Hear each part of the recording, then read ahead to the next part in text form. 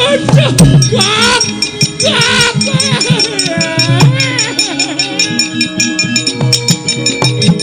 Wah, piye, Kang? Kowe diulang-ulang macan ngono. Lara kabeh awake ya, Le. Ora lho. Rasane piye, Kang? Biasa ketemu kanca lawas kaya jan. Lho iki wong apa? Wong tenan.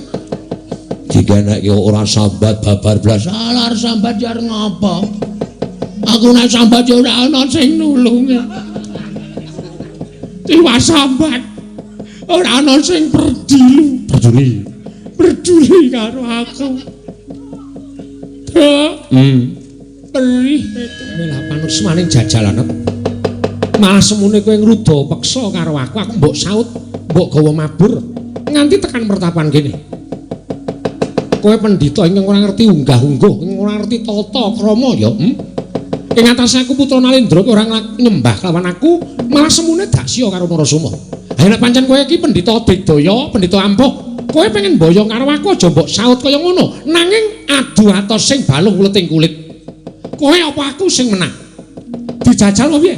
Inggih, kula pitados kalian kasektenipun Raden Narasoma. Nanging monggo to dipun presani rumiyin anak kula Setyawati, Raden. Anakmu menyang ndi? Monggo laturi noleh. Menika anak kula Endang Setyawati sampun lenggah wonten ing pepengkeranipun Raden Narasoma. Ora pati nduk.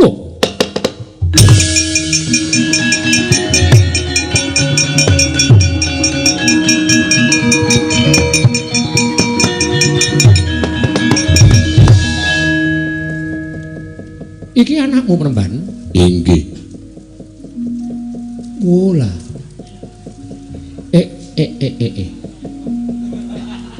Dos pundi? Mila sampun ngantos ngiyas dateng tiyang. Arepa bapakne kaya ngene ning anake mencirit kaya ngono. Dos pundi Raden? Rama Penemban. Al-Fatihah kunjuk Kisena Nugroho. Bismillahirrahmanirrahim. Bandaning ratu kuwi kudu duweni kasekten, kesabaran, kawaskitan lan kapinteran. Inggih. Menawi sampun paduka dawaken badhe kula canggih nggo jimat Kanjeng Rama. Bagus. Bagus. Rembugipun Rama ingkang angka 1 wis ndok tampa kanthi cetha. Nun inggih sampun tegese sesuk mangsa kala pun Rama lengser ke Prabon sira kulub gak pasrahi negara. Iki mau wis mbok tampa. Nun inggih sampun Kanjeng Rama. Bagus. Jeneng anak sing iso gawe pemarming wong tuwa, yen ana anak ingkang bangun miturut kalian wong tuwa mono, nyadan aku isih urip nanging persasatku ya wis anguk-anguk lawanging kasuwargan. Inggih Kanjeng Rama. Salajengipun ingkang angka kalih menapa ing badhe kadhawuhaken dening Kang Putra pun Narasoma. Lah iki ngene. Iki katone bab sepele, ning tumrap panjenengan ingsun iki wigati. Inggih. Narasoma, wonten dawuh Rama. Kabar sumebar nganti tekan talinganing pun Rama yen to kanca-kancamu sak baraan. Kanca-kancamu sak baraan wis padha nambut silaning akrama. Wis padha nambut silaning akrama. Tegese wis nglakoni mbangun Bali Wisma utawa wis salaki rabi. Inggih. Bareng pun Rama ngerti yen to kanca-kancamu sak baraan wis padha rabi mau. Gumana ana ing padoning netra, aku kuwi wong tuwa. Mongko aku kuwi duweni anak sing digadang dening wong tuwa. Dene wis duweni anak lanang mongko wis jejaga kaya sira kulub Narasoma mau. Ingkang gumana musik ana ing penggaling pun Rama, aku mung kepengin ninggal-inggal momong mantu ngemban putu. Momong mantu ngemban putu. Mula sadurunge sira tak pasrahi negara Mandalaka iki, ingsun dawuh kelawan sira kulub Narasoma. Wektu dina iki ndak jaluk cekat-ceket golek wong wadon ingkang pantes lan trep nggone ngancani uripmu selawase besok. Mergo yen to nganti Nalendra munggah ana ing dampar mongko tanpa prameswari kuwi bakal sinurak ing jagat pinaya ing pesak pepadaning urip. doh nyono cerak nyono padha mestani ana ratu ora payu rabi. Ana ratu ora payu rabi.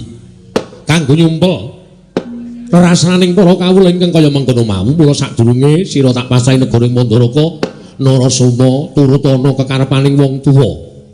Turut ana kekarepaning wong tuamu Mandrapati kowe ndang goleka wong wadon nek wis entuk tepungna kalawan Pun Rama aja nganti kleru ing pamilih. Aja nganti kleru ing pamilih. Merga wong wadon kuwi werna loro. Ana wong wadon ingkang bisa ngunggahke derajating wong lanang ning uga ana wong wadon ingkang bisane mengorek-orek marang pasuryane wong lanang lagar milang selawase urip. Aja nganti kleru. Inggih. Inggih. Syukur golek wong wadon sing nganggo hijab. Inggih. Kuwi iso gawe pemarenging Pun Rama. Inggih Rama ngestakaken dawuh. Ngestakaken dawuh. Mula Kang Sangka kuwi dina samengko maragake wangsul ana pitakoning Pun Rama iki sira kulub ndak kegadang enggalo daup lawan sawijining wanita. Sapa wae Pun Rama ora bakal matesi lawan nggonira golek wong wadon kinarya ruang nggonmu bakal napaki urip sak teruse. Aja ngomongake kuwi widodari, anak Nalindra, putra Nalindra, putra satriya, putra Brahmana, nadyan wong loro saudon telu saurupan, wong jalma wanan nang yen to pancen nuju prana lan bisa gawe pemareming atimu sarta cocok mathuk lan gathuk lawan rasamu. Pun Rama mung bisa mengestoni. Lah saiki genti kowe matur karo Pun Rama supaya cetha nggone Pun Rama bakal nampa aturmu mau. Matura endi sing kira-kira durung cocok marang rasamu nggonmu bakal tak pasahi negara apa nggonmu bakal ndak dawuh supaya enggal Palakrama Narasoma. Kagat risang kapirangu penanggul kinempit kempit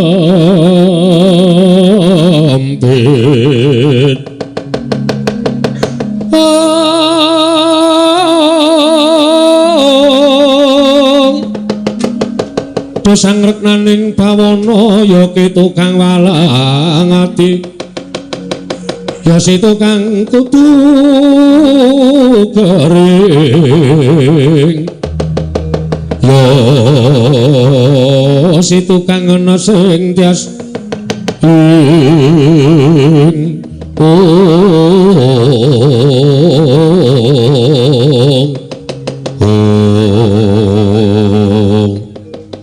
namit pasang kalimat tabit lebih lodoni demawaing tawang tuwang lepatno ing tulamano menawi wonten pataturipun ingkang putra kula tadah wadana Rama ora dadi ngopo dasare kaya anakku mulyen tono luputmu nggonmu munjatur kelawan Pun Rama isih gedhe palimarmaning Pun Rama tumrap sira kulub Narasoma. Inggih matur sembah nuwun tanpa pepindhan. Nuwun sewu Rama, menawi kula kapasrahan negari jernyatanipun menika sampun dados kewajibanipun ingkang putra Narasoma. Kula menika dados putra paduka ingkang pambayun. Mula sampun jamak limanipun menawi kula nampi negari menika, kula tampi kanthi lega legawaning manah. Nanging kejot raos sing manah kula sareng Kanjeng Rama paring dawuh supados kula enggal Palakrama. Kula nuwun sewu. Kula nuwun sewu lho Rama. Mboten ateges kula badhe wantun andhua dhateng kepareng paduka Kanjeng Rama. Nanging menawi Palakrama menika tasih tebih kaliyan manah kula Kanjeng Rama. Gusik to. Gusik. Mbok yo nyawang dhisik. Sadurunge kowe semaur kowe iki nyawang Narasoma, kowe iki nyawang. Nyawang marang blegere wong tuamu, nyawang ragane wong tuamu, Prabu Mandrapati. Aku wis ora bakal suwe meneh dadi ratu ning negara Mandaraka. Wondene ingkang kudu gumanti keprabone sira kulub Narasoma.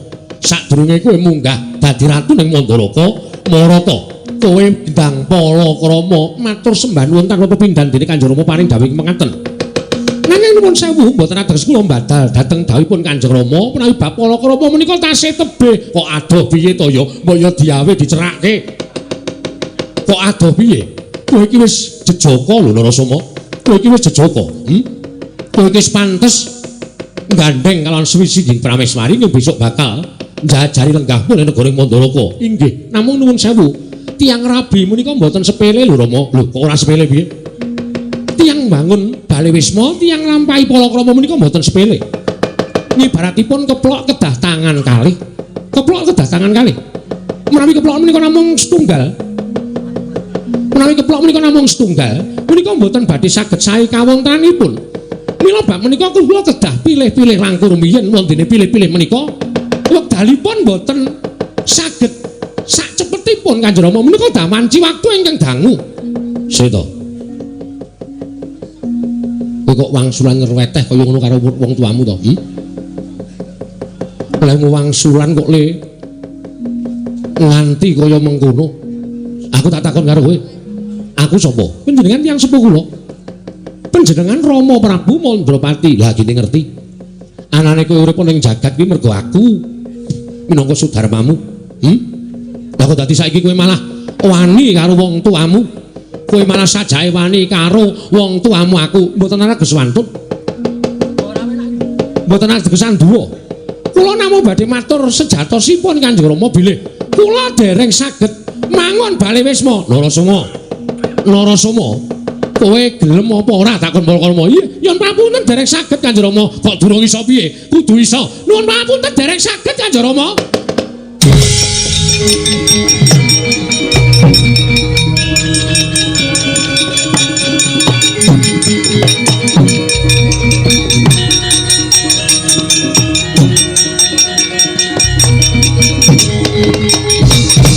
Jagat diobati jagat pangestu kuwi lha ta. Nggih sekawit kowe iki gawe mareming wong tuwa. Nanging barang saya suwe rembugane lah kok tinemune kowe malah wani karo wong tuamu. Nuwun sampun. Mboten ateges kula wantun Kanjeng Rama. Mboten ateges kula wantun, nanging nyatanipun kados mekaten menika. Raos kula dereng menawi dipun peksa, mangke mboten badhe sae kedadosanipun cukup. Wis kowe rasa dadak mulang karo wong tuwa. Kowe rasa dadak mulang karo wong tuwa. Pinter njara langit cah nom-nom saiki nek muni pinterane pancen aku ngakoni ning bab pengalaman menang wong gerang bangane kowe. Inggih. Menang wong gerang bangane kowe. Inggih Kanjeng Rama, nyuwun pangapunten. Namung raos kula dereng dugi. Yen durung tekan kuwi kowe sinawa supaya tekan, ngono lho. Sinawa supaya tekan. Kandhi kowe golek srana utawa kancamu wong wadon diajak supaya bebarengan dijawil rasane merga tresna kuwi uriping jiwa ingkang suci. Kula kang saka kuwi dina samengko kowe tak dawuhi supaya jauh, kowe ora usah dadak wani karo wong tuwa. Kowe ora usah dadak wani karo wong tuwa, kowe dawuh. Nyuwun pangapunten dereng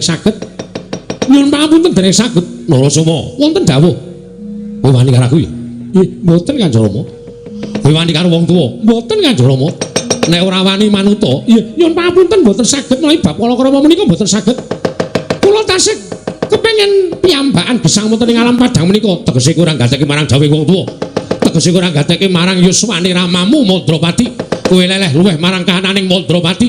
Ora sudi aku kanggo anak sing wani karo wong tuwa. Ora minggat tak bandem dampar pecah sirahmu kowe Narasoma.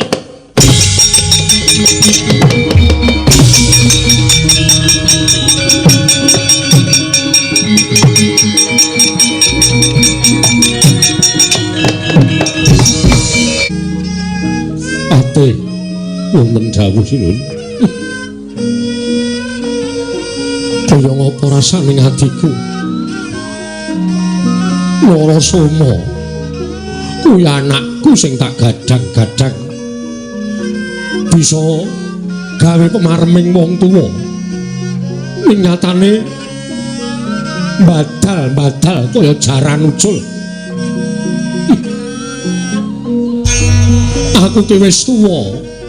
Mung kepengin ngepenakke uripku, nyawang negaraku, nyawang karo anak bojone Narasoma sesuk. Aku pengen momong mantu ngemban putu. Ning tinemune anakku kok badal kaya ngono nerak pacak ngerajang perbatang. Iya. Kula piyambak boten mangertos kados pundi Raden Narasoma anggenipun menggali perkawis menika diweji Patih wonten dawuh. Aku kudu piye? Mula gage kowe tutura karo aku. Aku kudu piye? Iya. Sak mangke monggo lenggah wonten ing dampar langgur miyen. Panjenengan nedeng Siniwaka. Nedeng dipun adhep sanggaring para kawula Nayaka lan Punggawa. menawi ngantos kapirsan utawi dipun tingali dening para ing sami sumewa menapa boten lingsem penggalih paduka Kanjeng Sinuwun Prabu Mandrawati menawi ngantos tetel kanalindran paduka namung babakan perkawis ingkang putra miturut pemanggih kula sakmangke ingkang putra saged dipun glowentah malih langkung sae Sinuwun kula aturi lenggah kula aturi ngetingalaken dhateng jejeg adegipun alindring Mandaraka.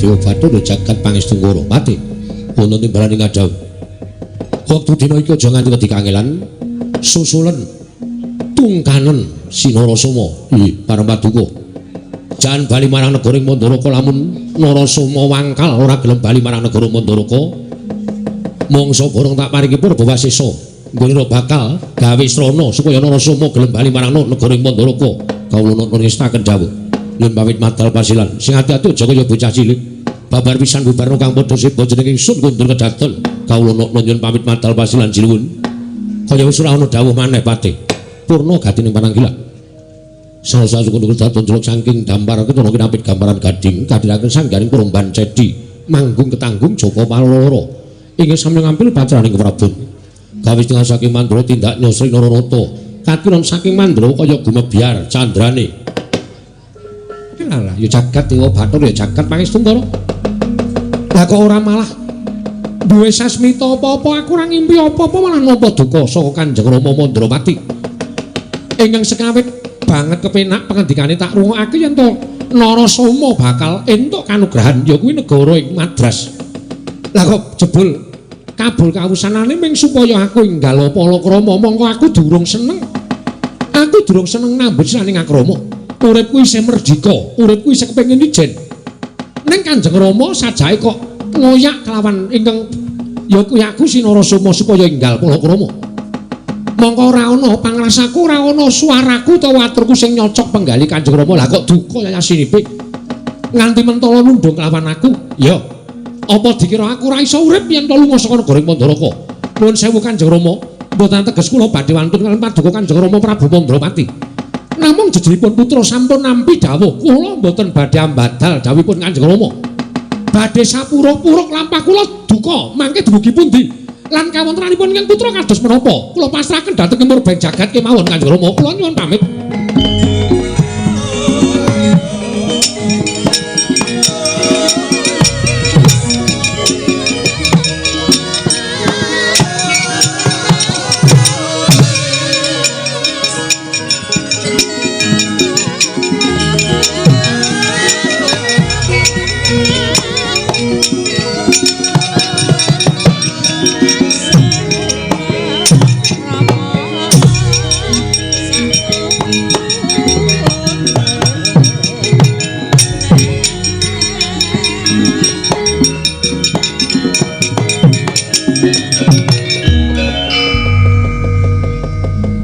Nuwun sewu Raden. Paripaksa kula ingkang nungka dhateng timbahipun Raden Narasoma. Wanter dawuh timbalanipun ingkang Rama, dening abdi kematian kedah saged hamboyong jengandika Raden kundur wonten negari Mandaraka inggih wonten ing negari Madras. Raden Narasoma sampun nikahaken dhateng Rama, ing Rama menika sampun kelantu yuswa. Sampun ngantos jengandika nilar negari Mandaraka. Raden kula ingkang nungka dhateng panjenenganipun Raden Narasoma. Kula nyuwun mahapunten.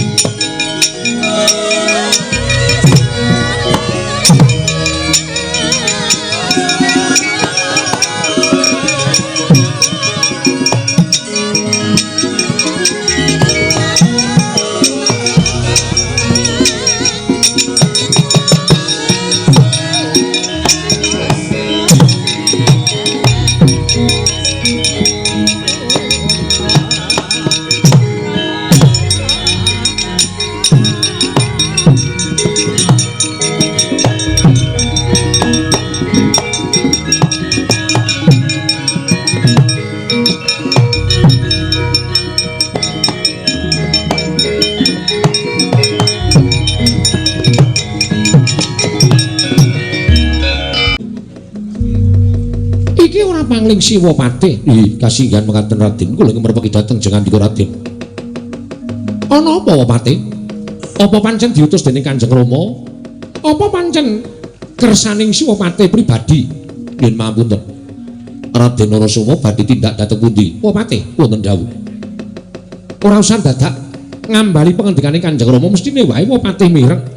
Yen to Narasoma ora dikanggokake ana negara Mandaraka, malah semune Kanjeng Rama wis mentala kelawan aku. Aku ditundung lunga saka negara Madras. Niatku ora bakal bali marang negara Mandaraka.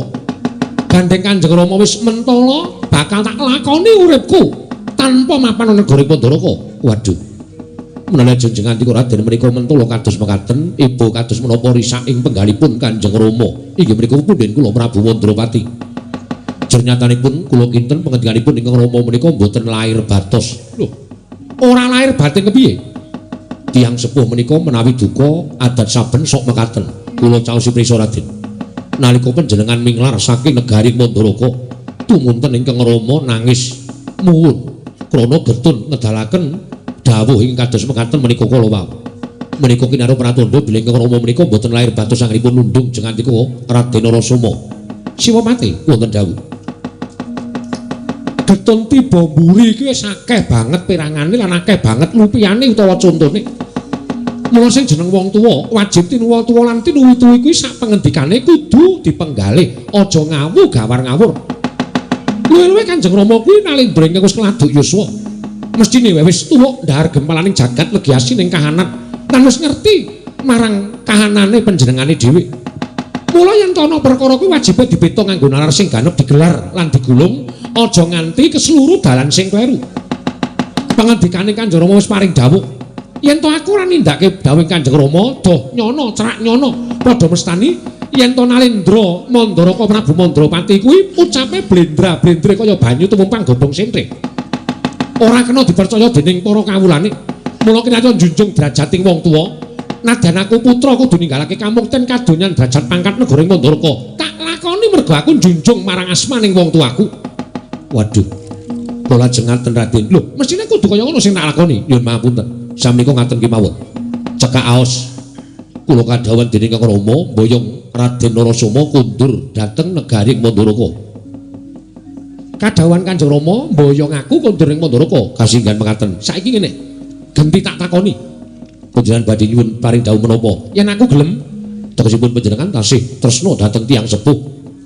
Junjung derajatipun ingkang Rama. Upama aku ora gelem, mongko dasarku antaraning gelem karo ora gelem kuwi miturut petunganku apik nek aku ora gelem. Lho, dasaripun menapa? Aku wis matur to.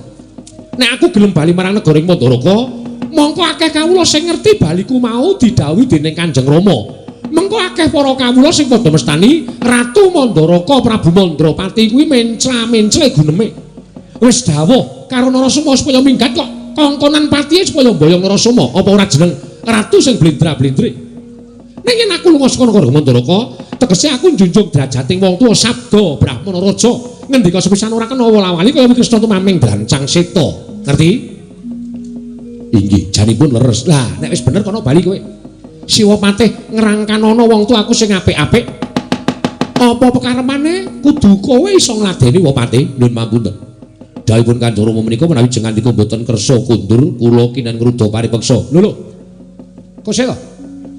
Ngrudha paripeksa kanthi dasar panjenengan boten kurun kundur.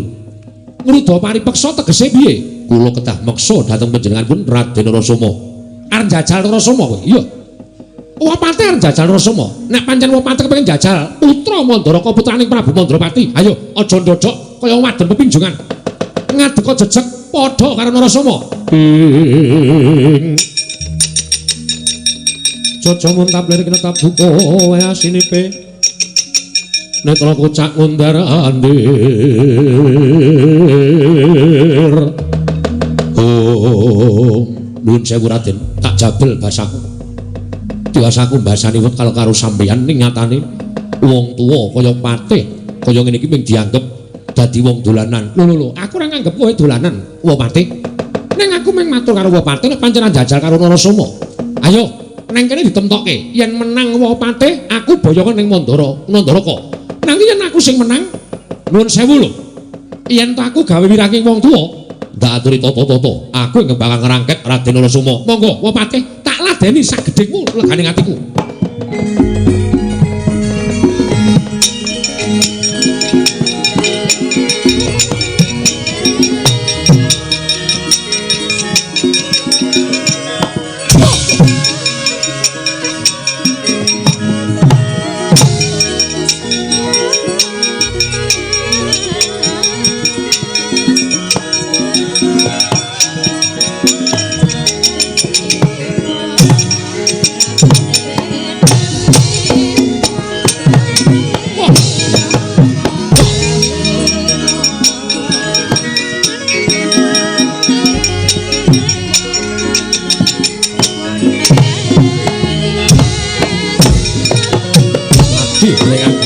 Sambato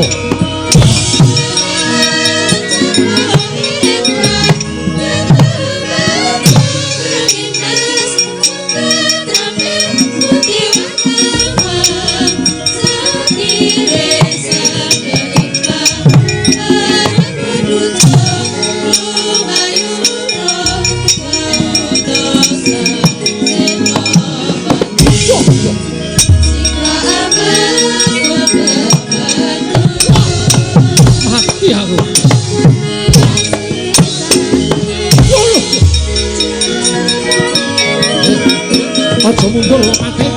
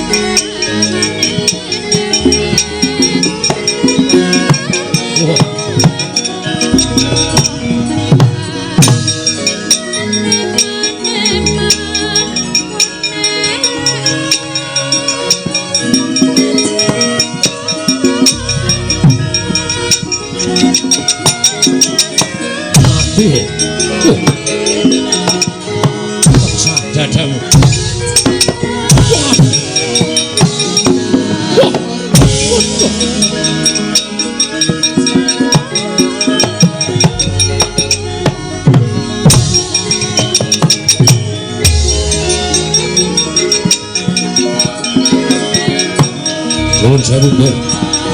Kepeksa kula tegel kali sampeyan.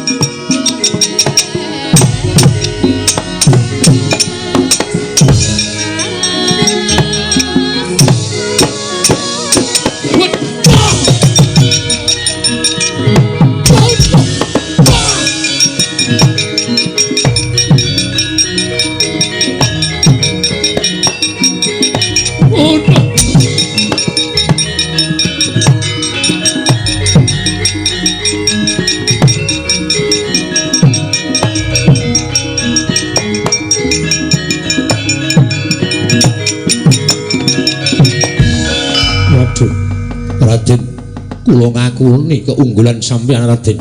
Wah Patih. Mboten nami kula menika badhe wantun dhateng tiyang sepuh. Kula namung nuruti dhateng keparingipun Wah Patih. Anggenipun badhe ngruda peksa kaliyan kula. Kula nyuwun pangapunten. Menawi kinten kula jarak perkawis miloro dhateng jenganti Wah Patih. Nggih, mboten dados menapa.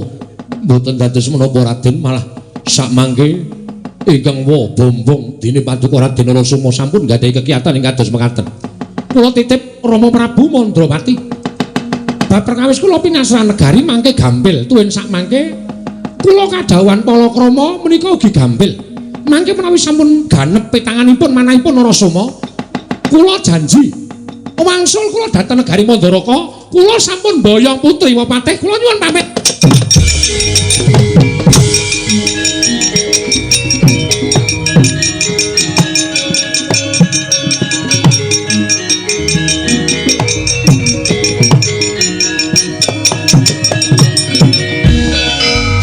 Sedaya Bathara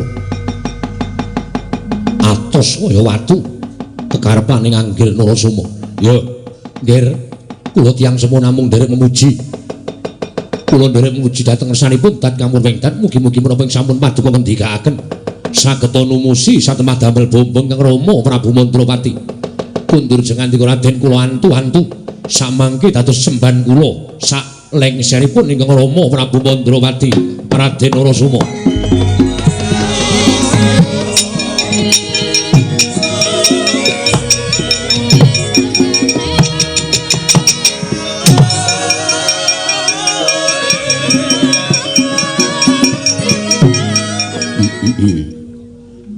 Om Dedyan Kala Ludra Mas Patik Raja Dewaku.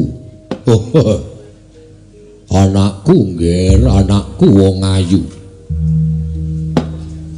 Nganti bingung nggonipun bapa napakake kalawan awakku.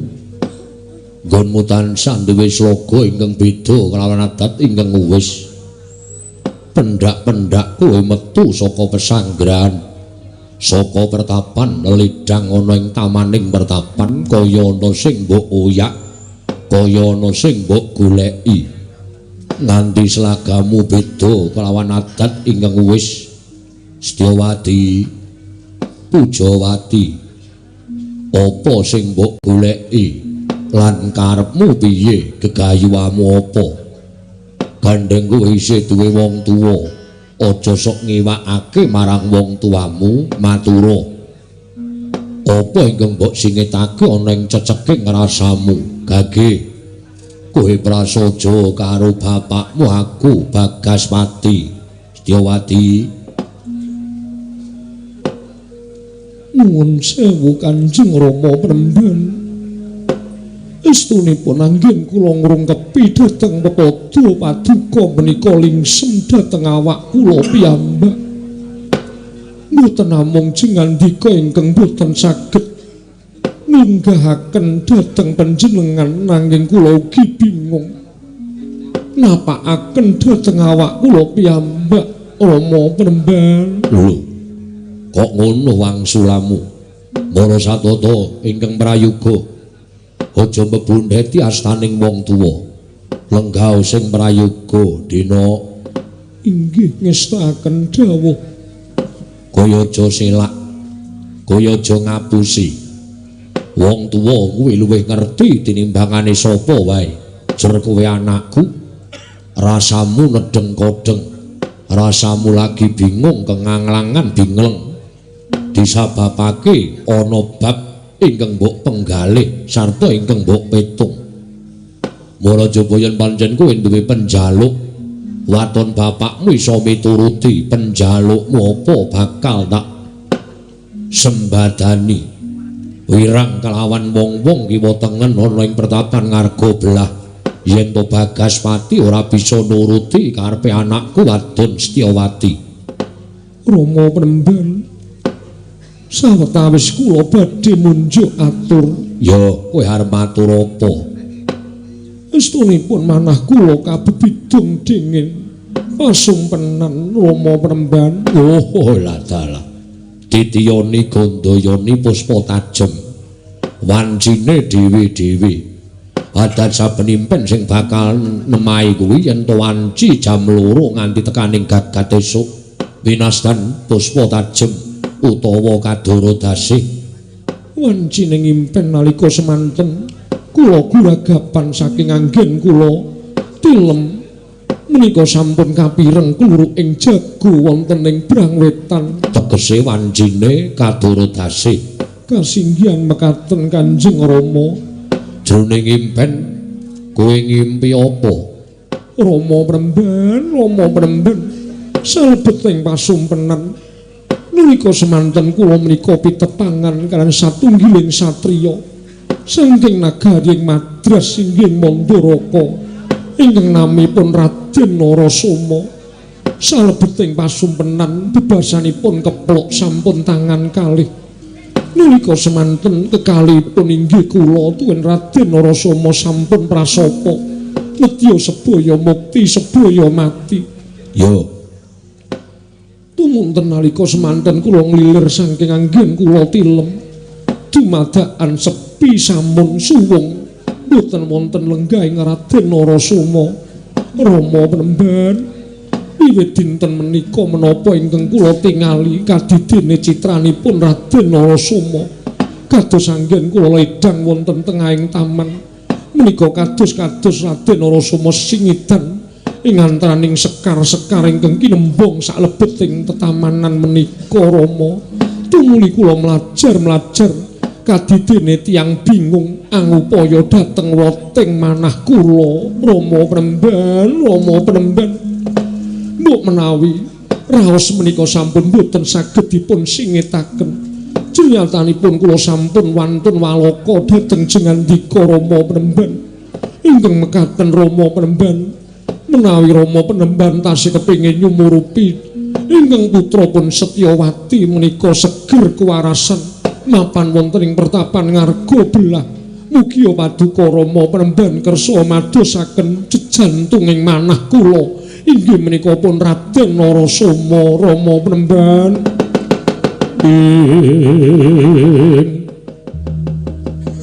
Pandhita kang kirare wangsit pindha kombang ngajabing tawang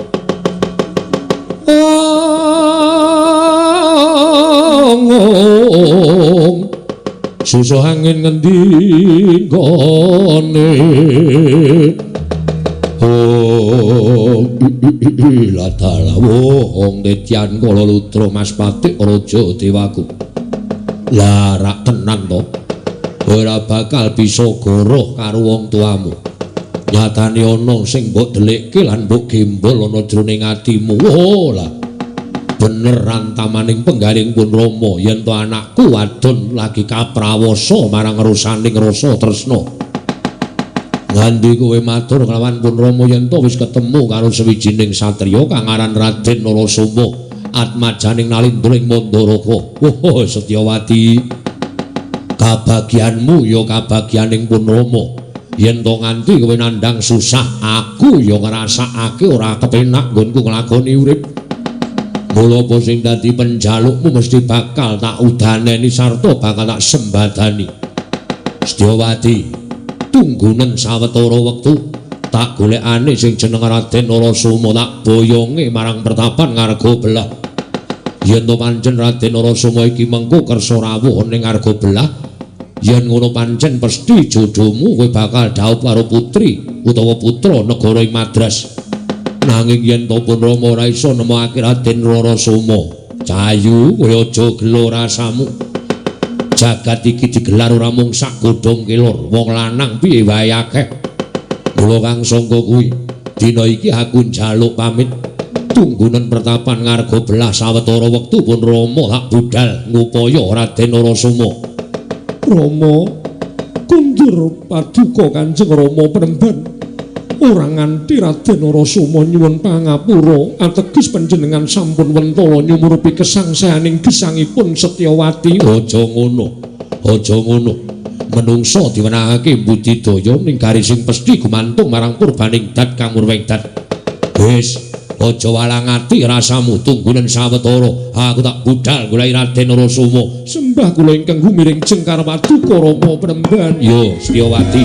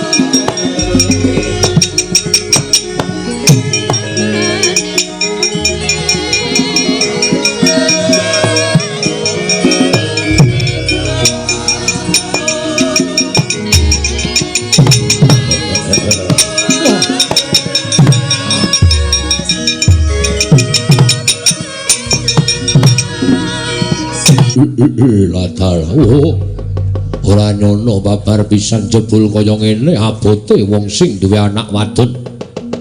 Monggo wis ndungkap dewasa gek gandrung karo wong lanang. Ning bungah rasaning atiku yen to iki ngungku aku ketemu karo Raden Narasoma bakal entuk mantu keturutan penjangkaning Bagaspati. Nggone bakal momong mantu ngemban putu ya kuwi saka Si Setyawati. Raden panjenengan lenggah wonten ing pundi kula ingkang upaya dengan dika Raden Narasoma. Monggo Raden kula boyong wonten ing pertapan ngarga belah Raden Narasoma.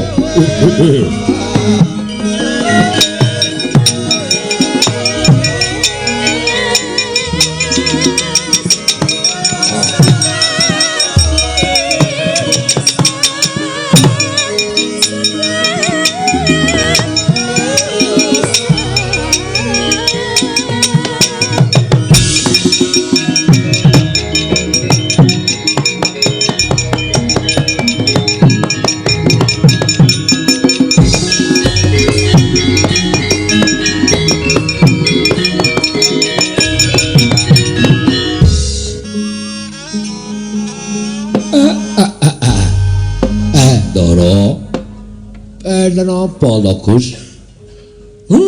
Mas Suryanipun kok kati ngarengu. Sajak nawung sungkawa, Den kula nyadhong dawuh Ndara. Ndara kepareng kula cemadhong dawuh ingkang ngabdi pun nala gareng.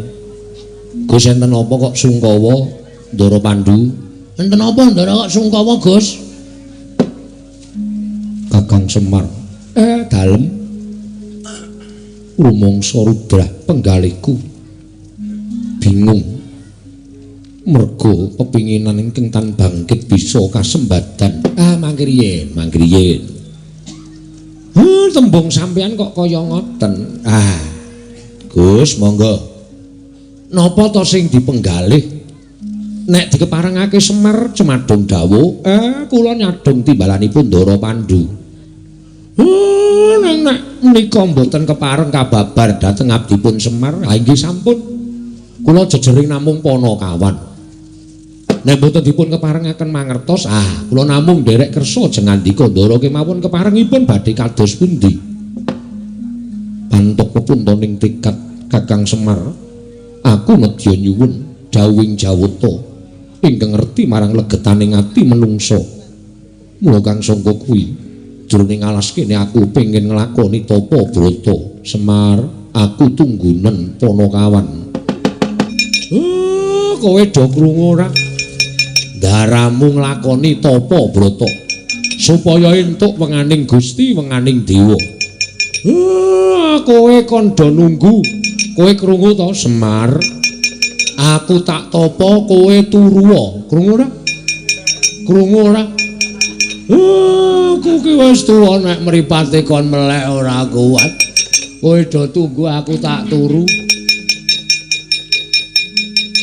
Kowe krungu ora, Rek? Aku ya wis tuwa kowe mbane aku sing wis ngantuk ket mau. Terus aku tak turu. Nek Ndara napa-apa aku ditangekke utawa digugah. Iki nek ora andisi Bagong aku ya turu. Waduh. Cilaka iki. Aku tak turu Petruk ora ngusel-usel Gong ora ngono to, Gong. Aku yang ngantuk tenan lho, aku sewengi urung turu. Iya. Garangku sing ketoke sewengi jan ora melek mripate.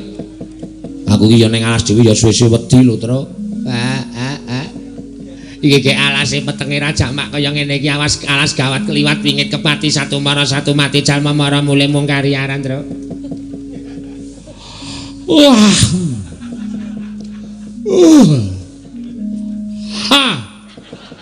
Iki anggap kok kaya wahing. Cangkemku ki ngono kuwi. Oh ya wis.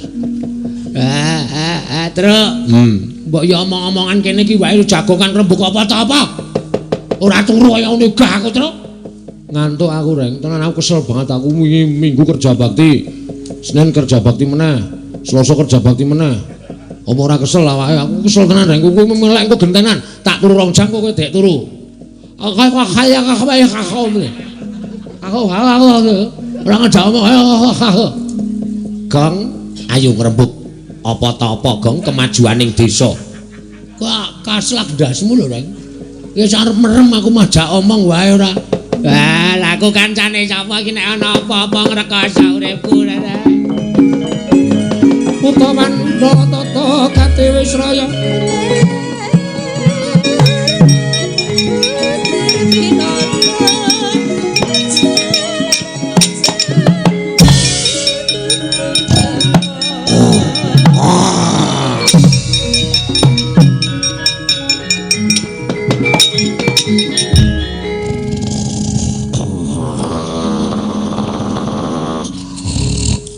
Dra. Mana suara, Dra? Dra. Mana suara? Wong tuwa jirek. Mbok ditoleh. Ora wani. Kuwi, Dra. Reng engko tak potol ndasmu lho suwe-suwe. Aku ngantuk tenan, aku wis lagi kok. Aku ngantuk nek kono apa-apa ditoleh ndara iki butuh keslametan. Wong jaga kok malah digrayangi-grayangi. Muni, Dra. Kowe iki tak totok tenan ditoleh.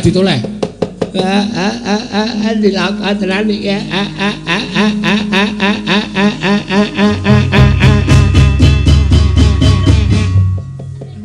Petra. Tromburimu ana jerapah. Tangi ya le dikletak sirahmu modar kowe. Bagong nek ora tak bantem ora tangi kae.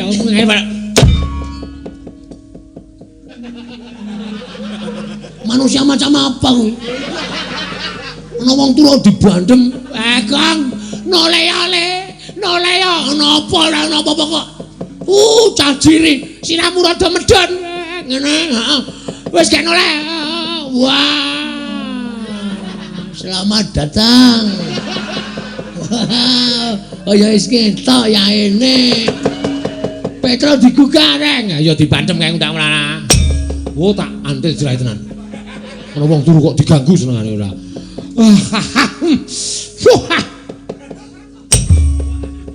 Mengoh, Tru. Mengoh. Ora.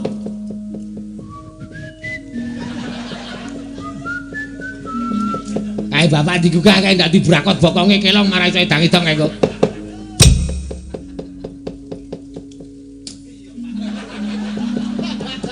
Mame kaya dicokot lemut kae watune sing rada gedhe, Truk. Ya. Selincip.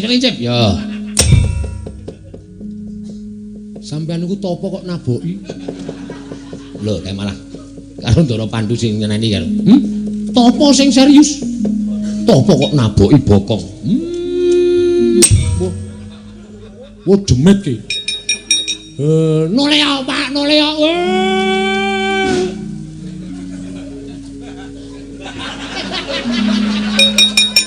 Ono kawane ora ono agak gelak dadi cadhong panganku kowe, Den.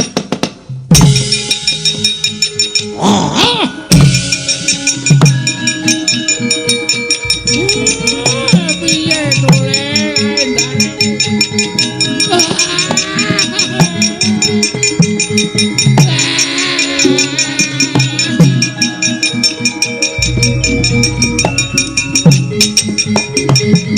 Lah kok dadi eneng macan semono gedene kowe do mlayu ndaramu disaut. Petruk, kowe sing jangkahmu amba tanganmu dawa, ora iso ngrebut ndara tendhiang sirahmu. Wis mangsa boro kok. Aku arep ngasuk. Kudu wong tuwa tak plinteng saka kene. Aku memasrahke aku. Petruk ora iso ngrebut macan. Ajian. Reng, ngapa? Ngapa ya, Truk? Ndara direbut. Aku ngantuk, telung bengi rung turu. Wis kraca kok aku. Ndara direbut. Ora iso ngrebut dudu adine Gareng. Aku arep ngantem sapa iki? Wis kentekan uang e, Truk. Rene. Ya. Macan tak oyake. Oh ya, wani apa kowe? Mung macan kecil. Oh ya. Wah, kene kuku barang kowe gong iki. Ini nggo nyuwek matamu. Ora karo wong tuwa kok. Terus piye? Golek glugu, Truk. Nggo ngopo? Wis to. Ya. Gluku pompring. Manut. Ya. Dawa apa cendak? Terserah. Ya. Watu ayo. Watu ya kena. Ya. Bunter apa kotak? Kok anggere balene tak gajul kowe. Mung cerewet wae ora gawe. Kotak ya kena, bunter ya kena. Ya. Wong kita konsek kok ya. Iya. Sian nggo ngopo? Wis nyok keproke ndasku. Lho. Engko nek mati, Weh lah. Mati urip kuwi gaweane Gusti, gawe. nek pecah, Engko tak tambale cerewet gawe lah. nyemp semelang ya, Wes kok itu. Ora iki ngampet tenanan. Ya, lamit lho. Heeh. Weh, terus. Pisan gas gajal. Iki rada mendem iki. Ya. Pisan gas. Wes apa ndak malah muntah engko. Ya. Wes ngene iki gleleng ngene iki, Tru. Macan ketok sak kucing ngono. Ha iya. Direbut kok. Ya, rebute. Ora melu lho, Tru. Ya. Wes tau yae rasa kuwatir.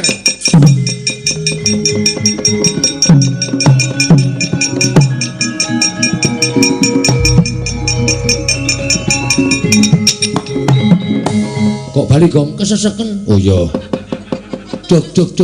Entak dung ngono. Diman kene. Ya. Musuh sing mendem aku tambahin, Tru. Ya tambahin. Wes iki wes tenan iki wes. Wes. Gleleng tenan iki. Heeh. Hati-hati lho. Lho, sing hati-hati iki aku. Heeh. Hati-hati lho, Gong. Ya.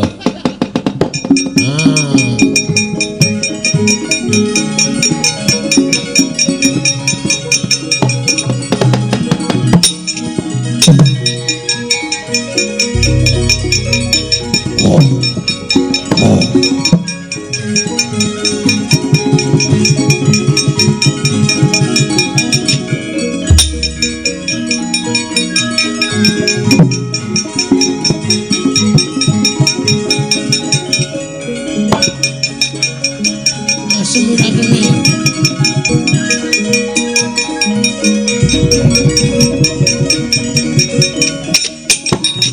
Ayo kowe. Ayo Gus, prajar den, prajar. Wet. Wah. Iya.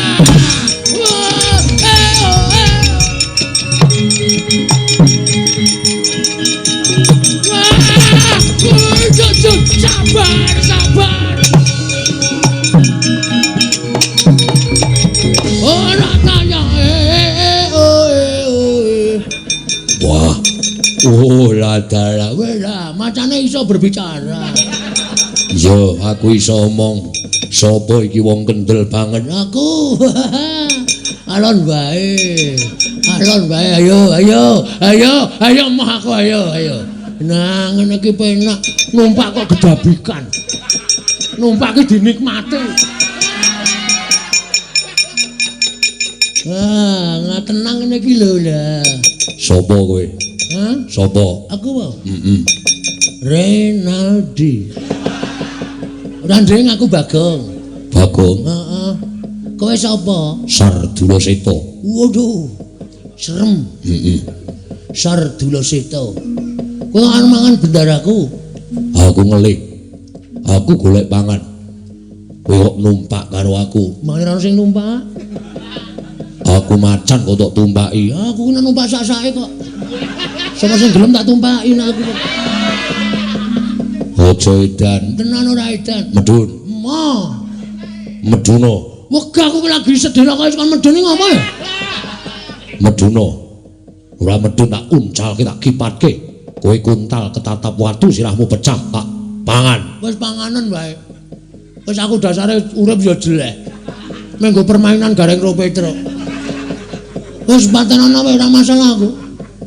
Ora owel karo nyawamu. Owel ngapa nyawa ora le utang ora le njaluk kok. Misal derma urip kok owel. Yo ladala. Ora ladala iki serius. Ya wis kowe medun sik. Medun. Medun gelem aku ning kowe aja ndelok aku lho. Lho, sebabe Aku isin. kok isin ngopo? Rupaku ki elek. Kok engko kaget karo aku. Yakin aku ki menungso ning ora pokro. Yo, Tenan? Yo. Ora noleh? Ora. Sumpah? Iya. Oke. Mergane aku nek didelok wong ki isin, kejaba nek ketemu gathuk ngono kae wis ora masalah. Iya. Heeh. Ngono ora kepenak to rasa galak-galak. Iya. Lah iya. Aga aku nek noleh. Ayo. Kowe curang kowe ya. Aku mung pengen weruh wong kok kendele kaya ngono. Kendel aku ki ora bayar utange kendele ora jamak-jamak kok. Kok numpak macan. Yo. Ya iya. Ya wis medun. Ya wis. Ora noleh lho. Ora. Aku tak melayu. Yo, mlayu kok. Ya. Ora noleh tenan. Ora. Ayo.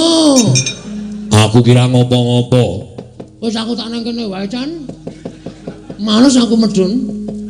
Ku tak uncalke. Wis uncalno wae terserah. Arep tok pateni ya sakaremu, arep tok uncalke sakar. Arep tok pangan nek kowe doyan dagingku sakaremu. Yo, aja nganti lara ati karo aku. Ora.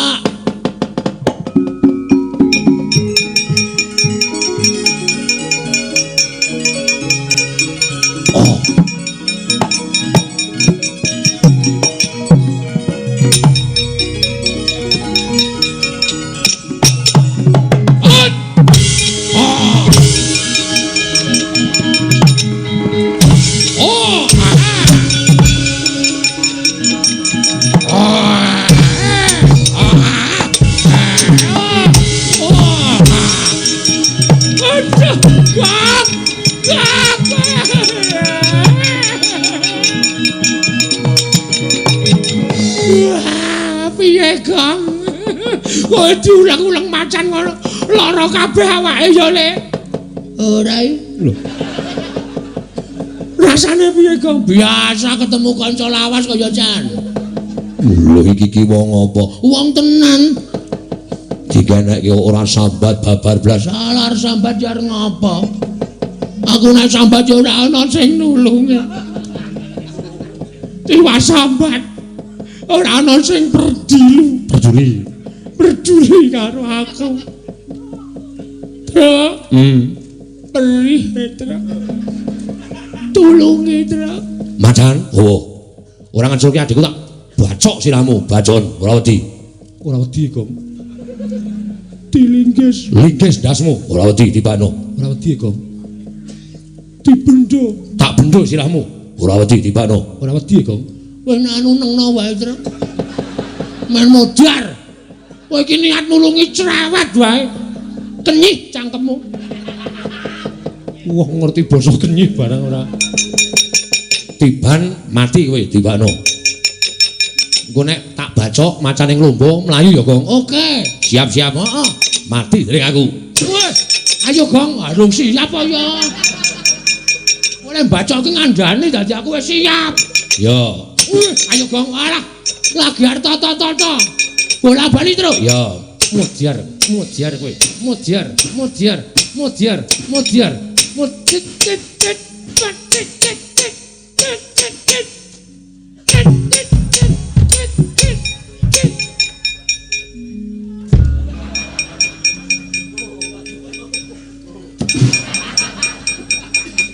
Nyambut gawe nek karo ngantuk ya ngene iki. Macan nglumba, Bagong tak bacoki raine. Ya ngapura ya, Gong. Nek kowe mati. Reng awak Bagong mati. Cangkeme. Bagong mati, Truk. Heeh. Nek mati ki nek cara desaku ora mlumah. Napa iya? Mengkurep tegese wis pasrah karo bumi pertiwi. Oh ngono ya.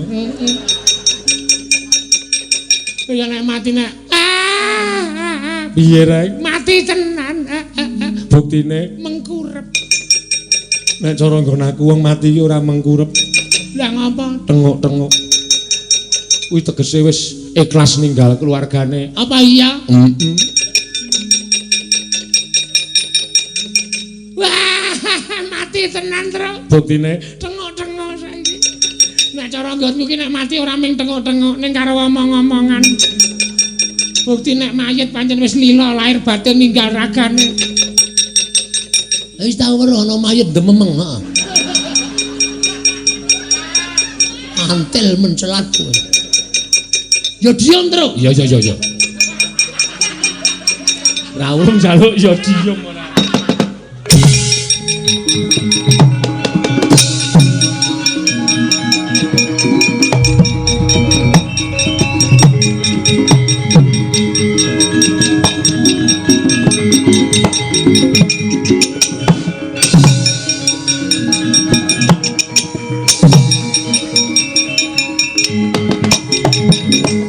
Kekilat gesit pindha tatit lambahing jembaring nadyan namung sak glagah parandene tumama dadaring matengga butol prateng malikat ilang wujuding macan iwang pikulun kaneka putra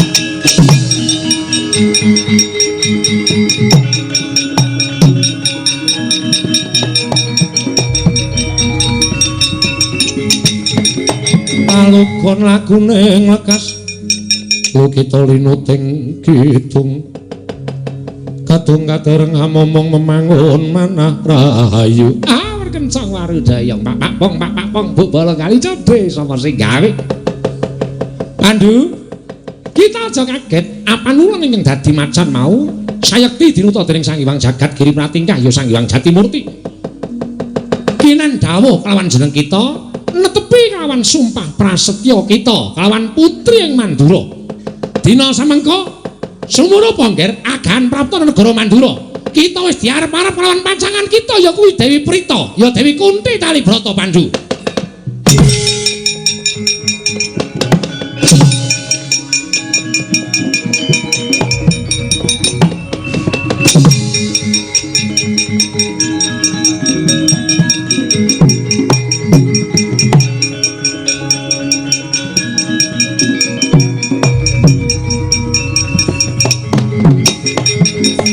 kawuwus lambahing nalindring Astina Prabu Pandu Dewayana kadhiraken sangger Patpanakawan kocap nalika semanten ingkang wis mentar saking negaring Madras ing Mandaraka nenggih Raden Narasoma prapteng tengahing wana bingung penggaling Sang Narasoma wau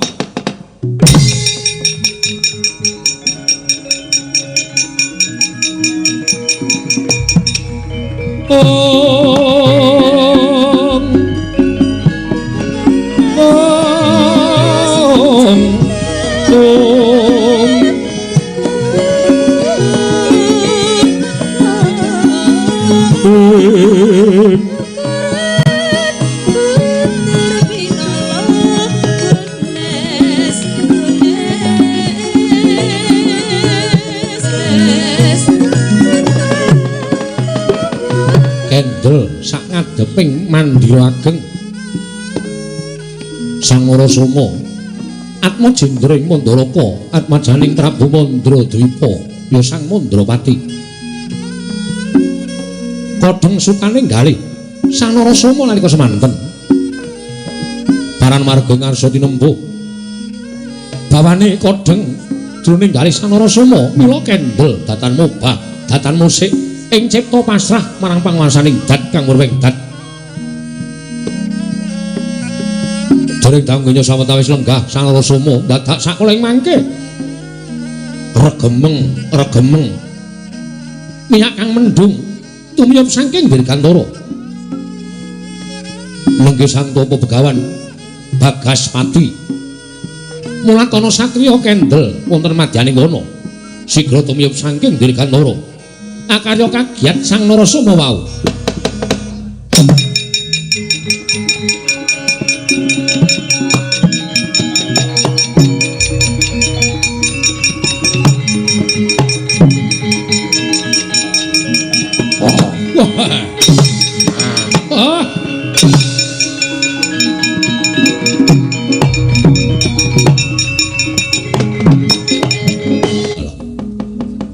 Nuwun sewu sampun ngantos kejuting penggalih wonten satriya ingkang mapan wonten tengahing wana menawi dipun parengaken kula badhe ngladi wanuh nggulang tepang Raden panjenengan menika sinten iki ana wujuding Brahmana nanging apaes raseksa nggih kula pandhita ing arga belah pun Begawan Bagaspati.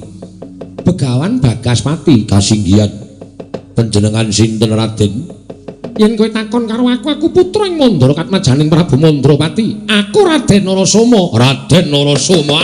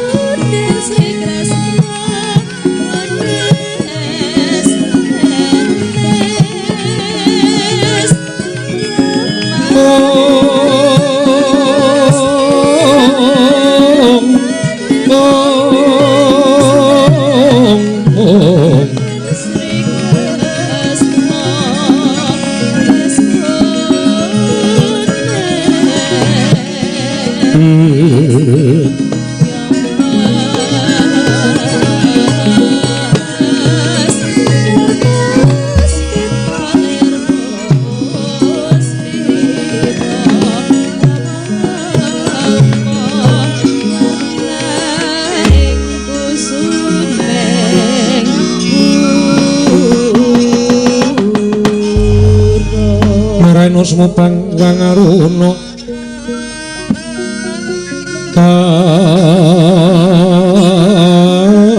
katinetraning uga rapuh sataning kokila rengkanikara sagatar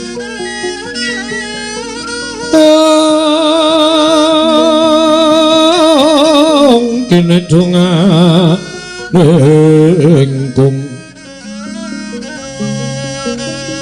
ler bawa sing pine panca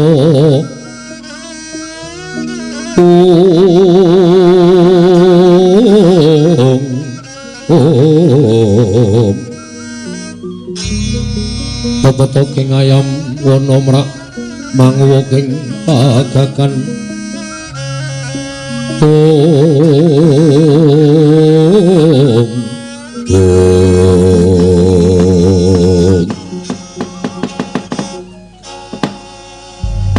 dadake kaget bareng aku ngaku yen to putra Mandara Katmajaning Rama Prabu Mandrawati aranku Narasoma banjur lumpruk premban wigatine Raden mugi welasa dhateng kula raya-raya kula nganglang jagat ngupaya jengandika Raden menika awit penangisipun anak kula Tunindang Setyawati anggenipun sampun kayumyun kepingin sanget ngladosi dhateng jengandika Raden saha ngunggah-unggahi dhateng jengandika Raden Narasoma. Lho kok sik kowe duwe anak arane Ndang Setyawati kasinggihan mekaten Raden.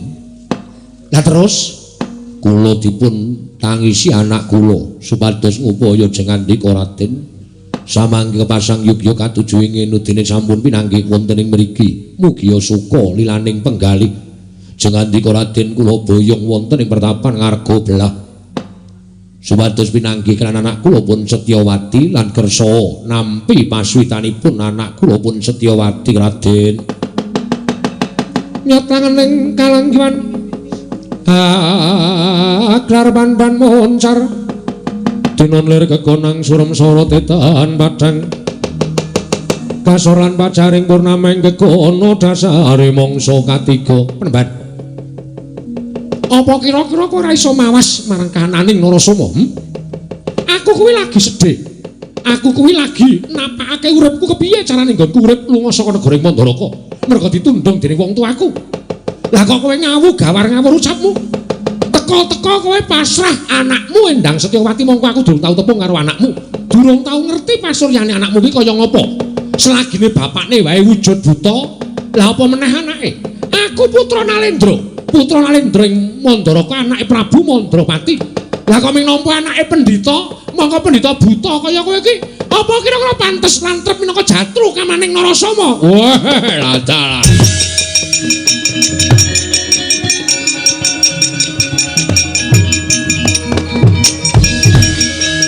Nuwun sewu Raden. Panjenengan mangke menawi pinanggih kaliyan anak kula tartemtu boten badhe saged selak lan badhe ketukulan raos tresna kaliyan anak kula ora. Apa mbok anggap aku wong saudon terus saurupan? Iya. Apa mbok aku anggap wong cepete napa piye? Iki anak ratu lho Bagaspati aja sak penakmu dhewe. Iki putra Nalendra Mandaraka. Aku ora sudi ngladeni anak Maya kowe minggat. Kowe minggat saka papan kene. Aku tak neruske lagu. Ah, saut dadi apa?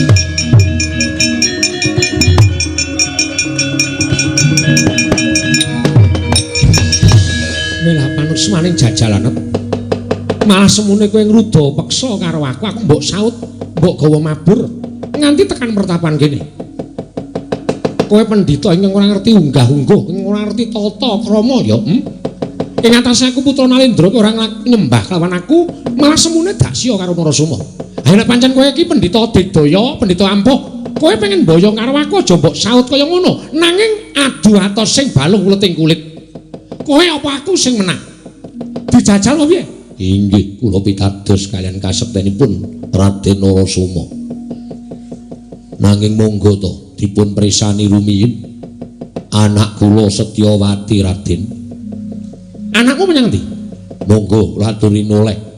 Menika anak kula Endang Setyawati sampun lenggah wonten ing pepengkeranipun Raden Narasoma. Ora pati duka.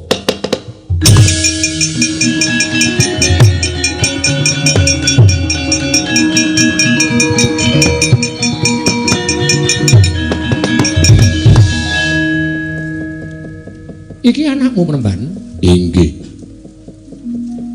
Wola.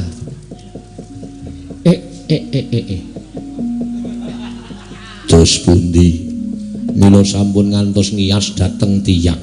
Arepa bapakne kaya ngene ning anake mencirit kaya ngono. Dos pundi Raden? Rama penemban. Piye, Nduk? Apa iki cocok kelawan ana ing impenmu? Raden Narasoma sesemban kula Raden.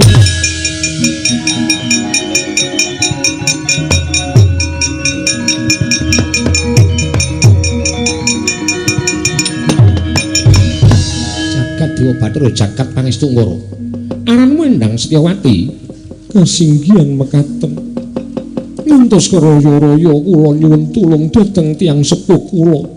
Krana sampun kabundha raos tresna wonten ing saklebeting manah nalika Raden rawuh wonten ing pasumpenan kula. Raden samangke jengandika sampun nyata rawuh wonten ing pertapan ngarga belah mriki. Ugi paduka keparengan nampi dhateng pasuwitan kula Raden Narasoma. Setyawati. Tembuk ing netra nalika aku nyawang sliramu ingkang sepisanan jebul kawawa nukulake rasa tresna jroning atiku. Mula ora bakal tak silaki lan ora bakal iso tak duwa meneh. Tuwuhing rasa tresna ingkang ngrembaka nadyan lagi sedhela, mbok menawa iki dadi pesthi kodrating Narasoma, kudu nampa marang Setyawati ya Endang Setyawati.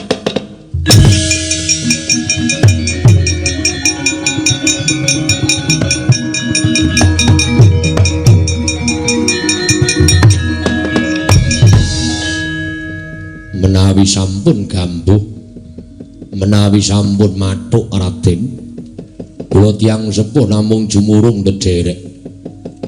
Kula titip daging setampel getih setetes dhateng jengandika Raden Narasoma. Premban, Sewu-sewu keluputanku aku nyuwun pangapura penemban mboten dados menapa. Jernyatanipun sedaya sampun kelampah panjenengan ingkang saged paring kabagyan dhateng anak kula. Malah sak mangke sampun kula tetepaken lan kula biyawarakaken bilih panjenenganipun Raden Narasoma sampun nampi pasuwitanipun anak kula Endang Setyawati. Kinarya tandha sih tresna kula dhateng jengandika Raden. Kula badhe paring pusaka wujud curiga dhateng jengandika Raden aran Ki Ayudan Mas menika kula aturi nampi Raden.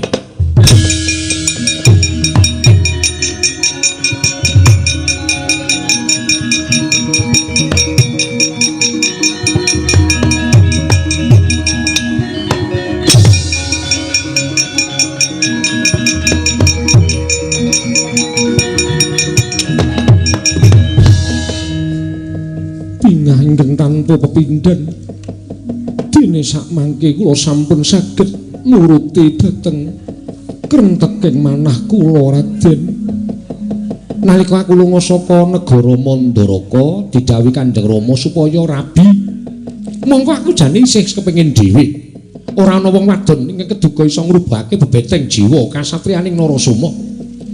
Nanging bareng aku dipondhong bapakmu diboyong marang pertapan kene.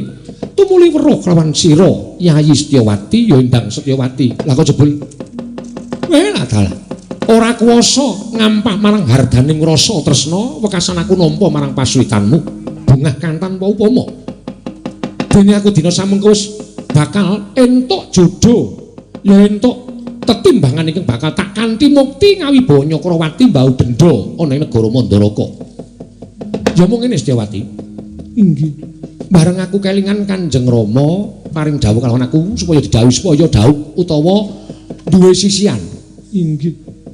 Iki aku wis entuk tetimbangan ing atiku sira Yayi Endang Setyawati. Kasinggihan mekaten. Ibarate aku kondur marang negara ing Mandaraka, aku nggawa wujuding ali-ali ing bakal tak aturake marang Kanjeng Rama, tak pisusuake marang wong tuaku. Mongko mripate mau apik banget brilian. Ning kok ming saka Kuningan tegese embanane ming saka Kuningan. Lah kuwi lek kuwi sen ning kono kuwi. Ingkang dipun pikajengaken kados pundi Raden? Kula aturi waraka kaliyan kula. Ewaya nggonku bakal matur kersane Kanjeng Rama yen to mengko bebarengan kelawan wong tuamu ya mara tuaku Begawan Bagaspati sowan ngersani Kanjeng Rama yen to wong tuaku weruh pasuryane bapakmu apa ora jeneng kewirangan. Putra Ratu Mandaraka lah kok duwe mara tuwa wujuding buta sing tak karepake wujude ali-ali sing watune apik mau sliramu Yayi Endang Setyawati ning embanane kok ming saka Kuningan saka wujuding Kuningan kang ala mau bapakmu. Lajeng kepareng paduka kados pundi? Saking agenging raos tresna kula dhateng jengandika Raden kula kedah kados pundi Setyawati? Wonten dawuh. Kris Ki Ayudan Mas iki paringane wong tuamu. Inggih. Mara aturna wong tuamu. Barengipun pusaka Ki Ayudan Mas iki durung ana rangkane. Aturna bapakmu iki rangkan ana. Aturna bapakmu Setyawati.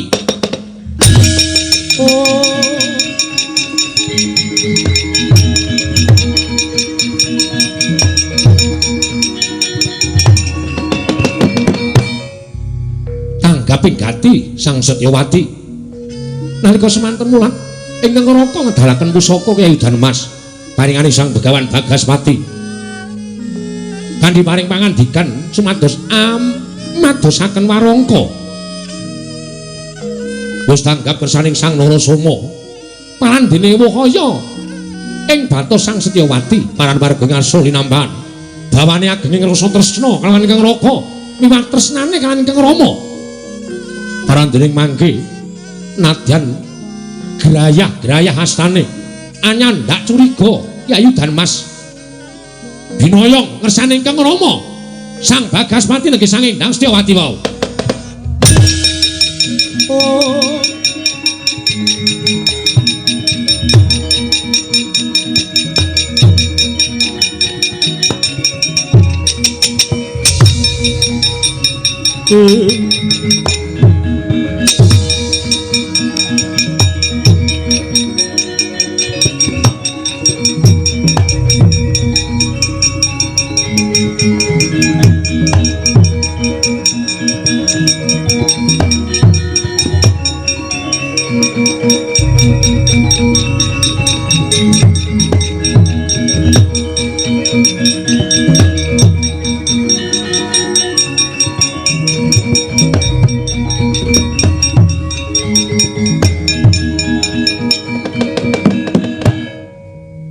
Jawati wonten paring adamu napa kowe lagi ngrasake rasa bungah kang tanpa upama dene aku entuk mantu Raden Narasoma lha kok dadi kowe ngadhep ngarsaning pun Rama sarya tawang-tawang waspa kowe nangis ora pangling kuwi pusaka paringanku Yayu Danmas. Inggih. Ewa yanggen kula badhe munjuk atur ngersa paduka Kanjeng Rama. Jebul nyatanipun katresnan menika awrat. Abot piye? Kang Mas Narasoma maringaken pusaka Yayu Danmas.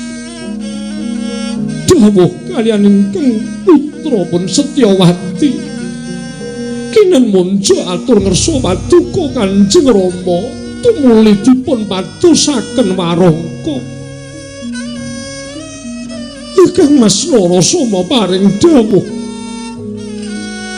pikantuk kanugrahan wujuding ali-ali ingkang sae saking mutiara namung ngembanipun awon saking wujud kuningan mila tumuli kepengenan nyeplok wujuding mutiara menika kemawon saha ambucal dhateng kuningan menika kala wau Rama Penemban lah dalah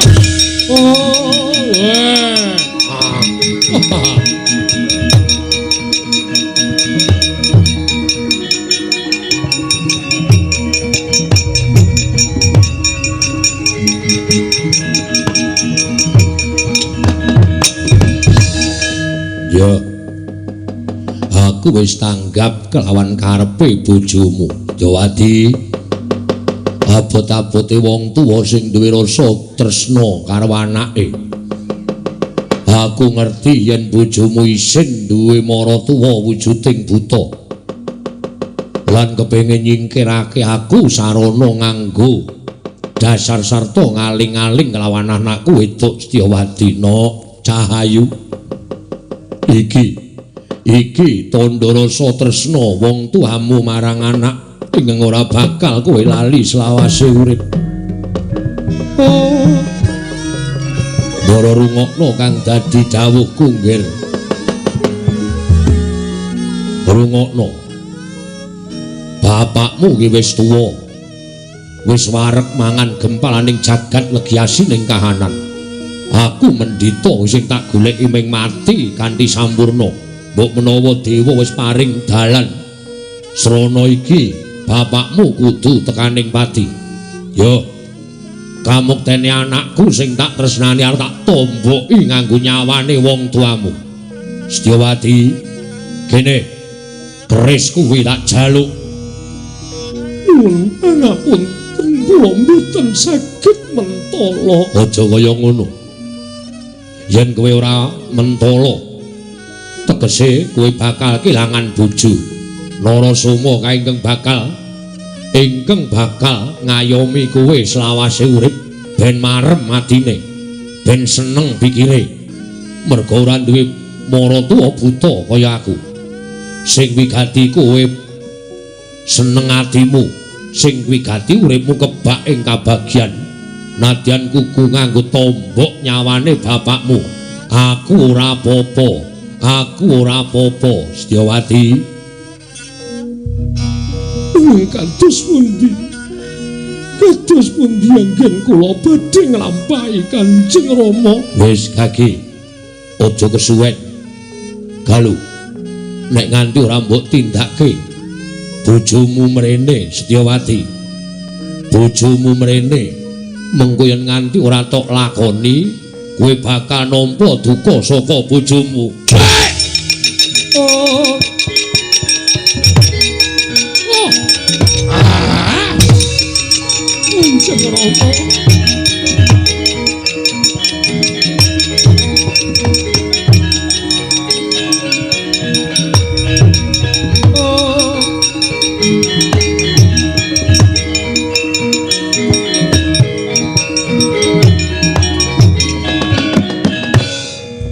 Nglimping Kang Putra Sang Bagaspati nalika semanten Kris Kyai Danapasti mandhuk wonten ing dadaning Sang Bagaspati gumletak kutah Ludira Sumembur mulat Sang Candra Birawa uwal saking angganing Sang Bagaspati manjing angganing Sang Narasoma.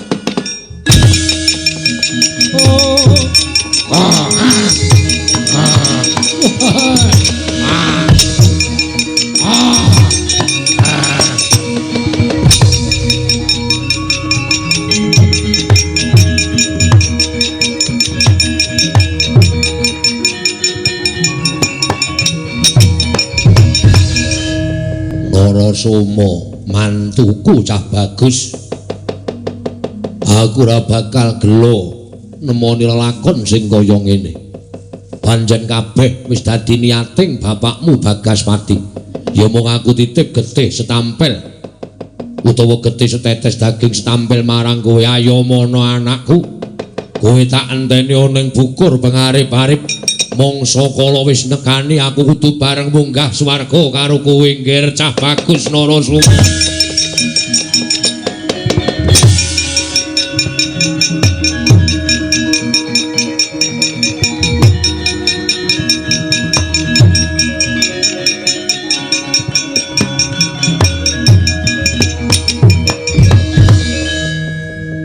Raden semanten ageng ing raos tresna kula dhateng jengandika Raden ngantos lampahan ingkang mekaten menika kala wau kula saged nglampahi dosa menapa ing badhe kula sandhang samangke badhe kula aturaken dhateng Purbaning Hyang Mahanasa. Setyawati pancen tresna kuwi abot akeh wong padha ngarani yen tresna kuwi abot kaya wong nyangga bumi ya kaya ngene iki wis ora bakal aku selak sarta aku ora bakal tida-tida marang katresnanmu.